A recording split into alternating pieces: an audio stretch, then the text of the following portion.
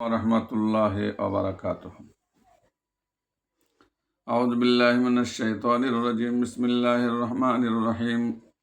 আল্লাহুম্মা সাল্লি আলা সাইয়্যিদিনা ওয়া নাবিয়িনা ওয়া শাফিয়িনা ওয়া হাবিবিনা মাওলানা মুহাম্মাদ ওয়া আলা আলিহি ওয়া আসহাবিহি ওয়া বারিক ওয়া সাল্লিম। আলহামদুলিল্লাহ, সমস্ত তারিফ ও প্রশংসা সেই মহান আল্লাহ তাআলার জন্য। তারপরে পরে আল্লাহ তাআলা যে নবীজির ওসিলায় আমাদেরকে এ বিশ্বজগতে পাঠিয়েছেন, সে নবীজির ওপরে শত কোটি দরুদ ও সালাম বর্ষিত হোক। সকলে বলেন যে আল্লাহুম্মা আমিন। সাল্লাল্লাহু আলাইহি ওয়াসাল্লাম। অন্যান্য নবী আলাইহিস সালাম গণেরা আমাদের নবীজির উম্মত হওয়ার জন্য দোয়া করেছিলেন। আমরা দোয়া না করলেও তিনি যা আমাদেরকে মেহেরবানি করে নবীজির উম্মত করে পাঠিয়েছেন, সেজন্য আল্লাহর কাছে শুকরিয়া আদায় করি। বলেন আলহামদুলিল্লাহ। হযরত নবী করিম সাল্লাল্লাহু আলাইহি ওয়াসাল্লামের জীবনীর আমি গত পর্বে 61 আলোচনা করেছি। আজকে 62 পর্ব আলোচনা করব ইনশাআল্লাহ। আউযু বিল্লাহি মিনাশ শাইতানির রাজীম। বিসমিল্লাহির রহমানির রহিম। নিশ্চিত জেনে রাখো, তোমাদের সহধর্মিনীদের ওপর যেমন তোমাদের সত্ত্বাধিকার ও দাবি দাওয়া আছে, তোমাদের ওপর তাদের তেমনি সত্ত্বাধিকার এবং দাবি দাওয়া আছে। নারীদের সাথে সদ্য ব্যবহার সদাচরণ করতে তোমরা একে অন্যকে উৎসাহিত করবে। স্মরণ রেখো, তোমরা নিঃসহায় অবলাদের একমাত্র বল, একমাত্র সহায়। আর তোমাদের দাস দাসী এরা নিঃসহায়, নিরাশ্রয়। সাবধান, এদের ওপর অত্যাচার নির্যাতন করো না। এদের মনে কষ্ট দিও না। শুনে রাখো, ইসলামের আদেশ, তোমরা যা খাবে, যা পড়বে, তাদেরকেও তাই খাওয়াবে, পড়াবে। কোনো প্রকার তারতম্য গ্রহণযোগ্য নয়। যে বংশ পরিচয় গোপন করে নিজেকে অন্য বংশের বলে প্রচার করে, তার ওপর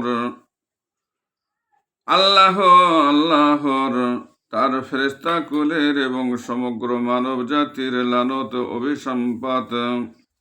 আমি তোমাদের নিকট আল্লাহর কিতাব এবং আমার সুন্নাহ রেখে যাচ্ছি, যাবত তা অবলম্বন করে থাকবে, পথভ্রষ্ট হবে না।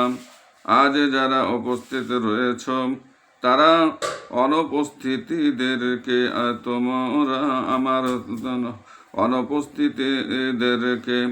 আমার এসব আহ্বান পৌঁছে দেবে। হয়তো বা উপস্থিতিদের কিছু লোক থেকে অনুপস্থিতিদের কিছু লোক এর দ্বারা অধিকতর উপকৃত হবে।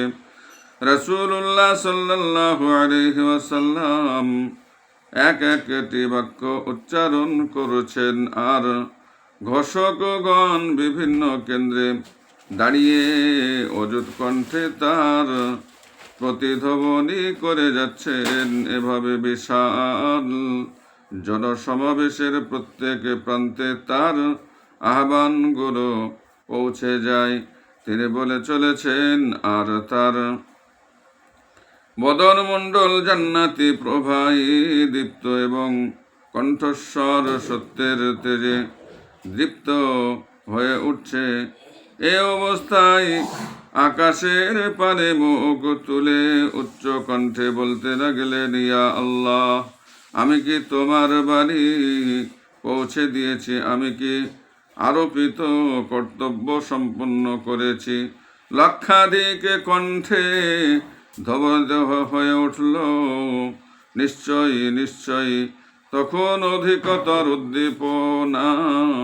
উদ্দীপনা পূর্ণ স্বরে তিনি বলতে লাগলেন, ইয়া আল্লাহ, তুমি সাক্ষী থেকো, এরা স্বীকৃতি দিচ্ছে আমি তোমার বাণী তাদেরকে পৌঁছিয়েছি। আমার উপর আরোপিত কর্তব্য সম্পন্ন করেছি। হে লোক সকল, আমার সম্পর্কে তোমাদেরকে প্রশ্ন করা হবে, তোমরা সে প্রশ্নের কি উত্তর দেবে জানতে চাই।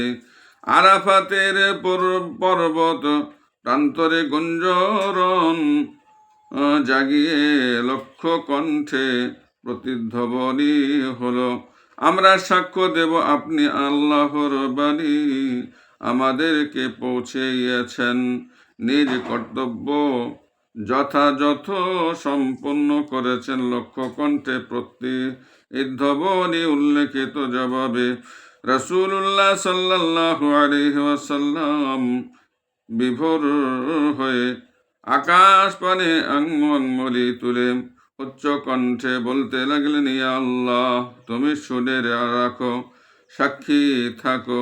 হে আমার আল্লাহ, সাক্ষী থাকো, আল্লাহ ওর নিয়ামত পূর্ণ হবার ঘোষণা। আরাফাতের ময়দানে রাসূলুল্লাহ সাল্লাল্লাহু আলাইহি ওয়াসাল্লামের ভাষণ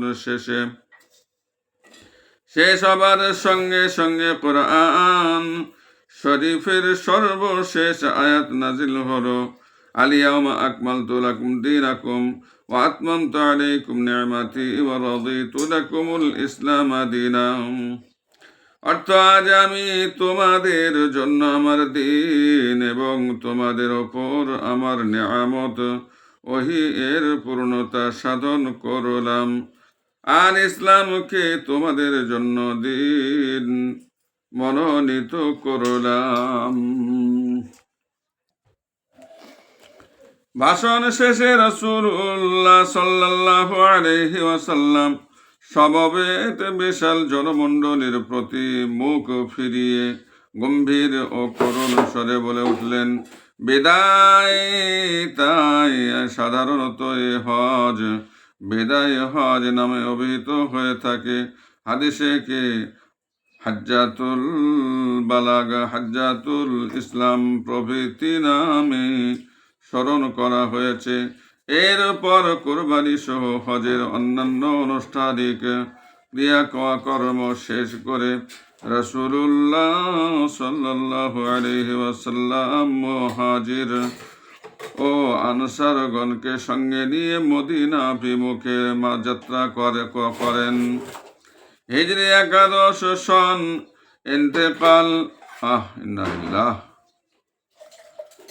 ইন্তেকালের প্রস্তুতি। রাসূলুল্লাহ সাল্লাল্লাহু আলাইহি ওয়াসাল্লাম প্রচার প্রসার ও প্রতিষ্ঠার মিশন নিয়ে ইহজগতে প্রেরিত হয়েছিলেন, তা এখন শেষ বিদায় হজের মধ্য দিয়ে সে মিশনের পরিসমাপ্তি ঘোষিত হয়েছে।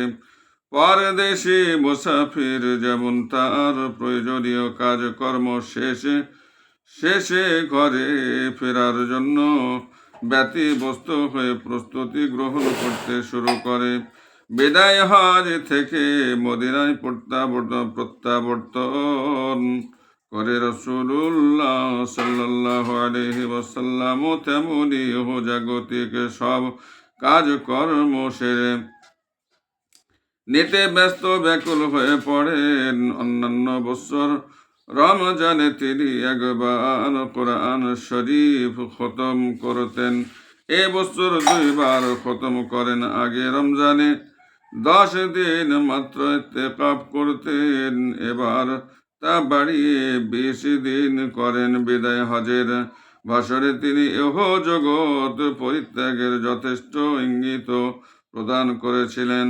বিদায় হজ হতে প্রত্যাবর্তনের পর রাসূলুল্লাহ সাল্লাল্লাহু আলাইহি ওয়াসাল্লাম বদর প্রাঙ্গণে অবস্থিত শহীদগণের কবরের নিকট উপস্থিত হয়ে প্রাণ ভরে তাদের জন্য দোয়া করেন। জীবন চলার পথের এসব সঙ্গী সাথীদের আত্মদানের কথা এ সময়ও তিনি বিস্মৃত হতে পারেন নাই। সেখান থেকে মদিনার জান্নাতুল বাকি নামক গোরস্থানে এসে এখানে শায়িত মৃতদের জন্য দোয়া করেন। আল্লাহর দরবারে তাদের মাগফিরাত কামনা করেন। উভয় গোরস্থানে শাহিদ সঙ্গী সাথীদের সম্বোধন করে তিনি বলেন, হে কবরবাসী, তোমাদের প্রতি শান্তি বর্ষিত হোক। খুব শীঘ্রই আমরাও তোমাদের সাথে মিলিত হতে যাচ্ছি। অতঃপর তিনি ঘরে ফিরে আসেন। সফর মাসের শেষার্ধের প্রথম ভাগে তার রোগের সূত্রপাত হয়। সাহাবী হযরত আব্দুল্লাহ বিন মাসউদ রাদিয়াল্লাহু তাআলা আনহু এর বর্ণনা মতে ইন্তেকালের 1 মাস পূর্বেই রাসূলুল্লাহ সাল্লাল্লাহু আলাইহি ওয়াসাল্লাম সবাইকে এ সংবাদ জানিয়ে দিয়েছিলেন। তার বিদায়ের মুহূর্ত ঘনিয়ে আসলে তিনি আমাদেরকে উম্মুল মুমিনিন হযরত আয়েশা রাদিয়াল্লাহু তাআলা আনহা এর ঘরে সমবেত করে বললেন, হে লোক সকল, তোমাদের প্রতি শান্তি বর্ষিত হোক। আল্লাহ তোমাদেরকে রহমত করুন। তার সাহায্য ও শক্তি বলে তোমাদের যুদ্ধে জয় ও কল্যাণ প্রাপ্ত হও। তিনি তোমাদেরকে মহত্ব দান করুন, সৎ পথ প্রদর্শন করুন এবং সততা অর্জনের শক্তি দান করুন। তার আশ্রয়ে তোমরা নিরাপদ থাকো। আমি তোমাদেরকে আল্লাহর নামে মুত্তাকি হবার অন্তিম উপদেশ প্রদান করছি। তোমাদেরকে তার কল্যাণ মঙ্গলের হাতে সমর্পণ করে যাচ্ছি। আমি তোমাদেরকে আল্লাহর ন্যায় দণ্ড সম্পর্কে সাবধান করছি। সাবধান, কোনো দেশ কোনো জাতির প্রতি অন্যায় আচরণ করো না। এরূপ করলে তোমরা আল্লাহ দ্রোহী বলে সাব্যস্ত হবে। ভাবে কালে তোমরা যে বিজয় লাভ করবে তা আমি দিব্য চক্ষে দেখছি। আমার পরে তোমরা মুশরিক হয়ে যাবে, এ ভয় আমি করি না। আমার ভয় হচ্ছে আমার পরে তোমরা ধর সম্পদের মায়াজালে আবদ্ধ হয়ে না পড়ো। যাই হোক, এখানে শেষ করলাম। আমার জন্য দোয়া করবেন। আমিও আপনাদের জন্য দোয়া চাই। আসসালামু আলাইকুম ওয়া রাহমাতুল্লাহি ওয়া বারাকাতুহু।